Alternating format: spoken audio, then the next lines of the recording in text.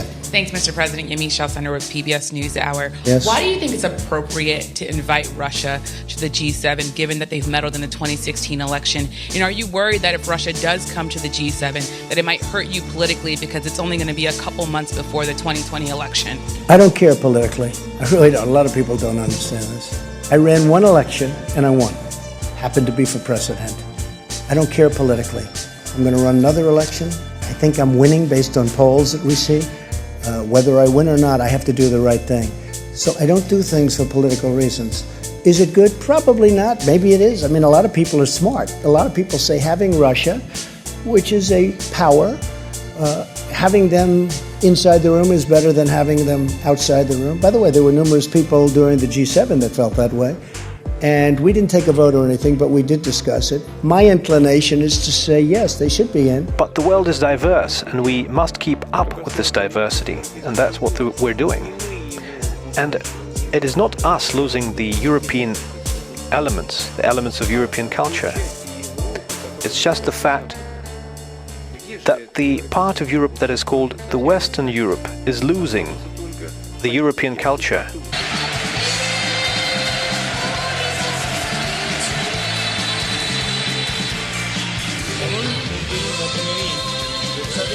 President Moon Jae-in, in commemoration of his historical visit to Pyongyang. And it's my pleasure to announce that President Moon Jae-in is going to deliver a speech in front of the great audience of North Korean citizens here today. This moment, right now and here, will be remembered beautifully and gloriously in our history for many years to come. Why don't we give a huge welcome to South Korean President Moon Jae-in.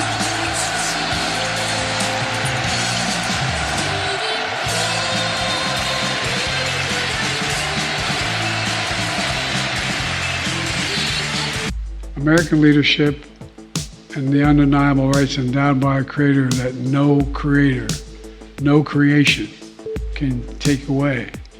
Proving once again that America's strength is not just the power of its example, but the example of its power.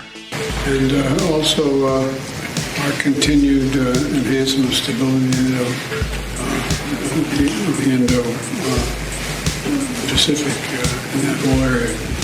Let me start off with two words. Made in America. Made in America.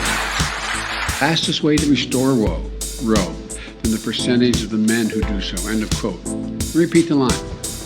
The conduct of the response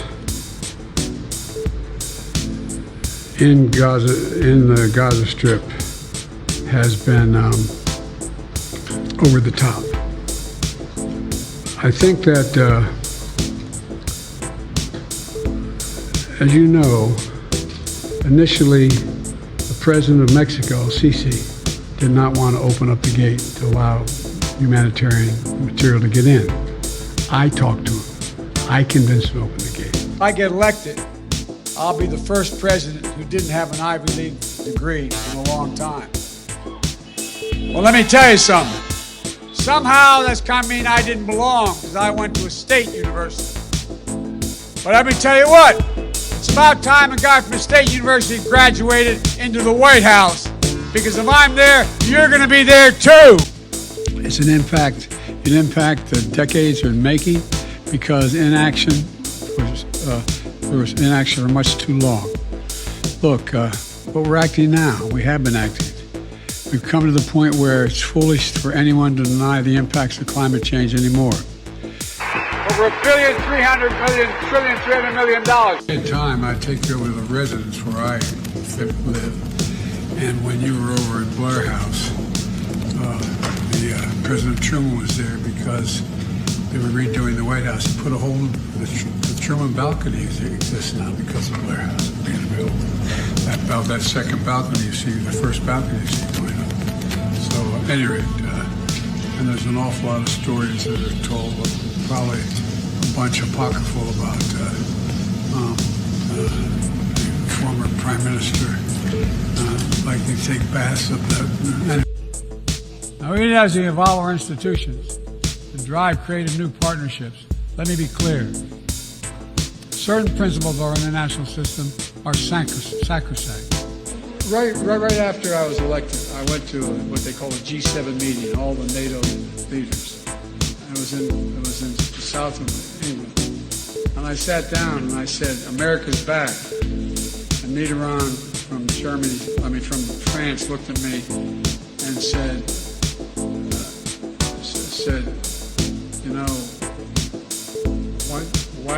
how long are you back for? Imagine what we can do next.